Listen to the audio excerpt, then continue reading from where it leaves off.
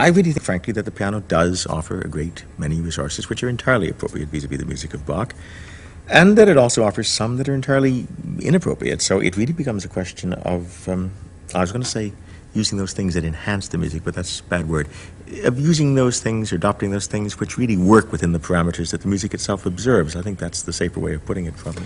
Well, of course, there are two really contrasting arguments which are put forth very frequently. One is that if Bach had had a piano, he would certainly have used a piano. I'm sure he would have. He was a very practical man in most ways, as we know. And a few years before he died, when he saw a, what was it called, a Silbermann piano at Frederick the Great's court when he visited there, he seems to have had very nice things to say about it, so he probably would have used it. But I think it's not a terribly relevant argument one way or the other, because whatever he saw at Frederick's court was such a totally different beast from what we know today, that it doesn't really stand comparison.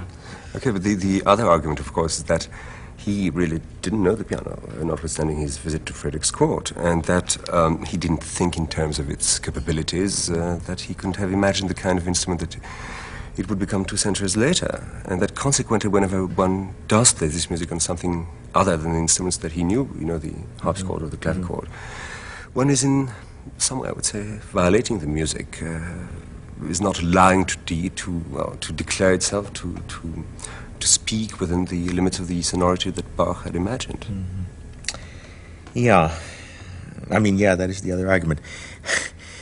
I think that's where the proposition goes off the rails, if I may say so, Bruno, because if one really believes that, then it surely follows that one also believes that Bach, cared deeply about the specifics of sonority and of timbre as an element of composition.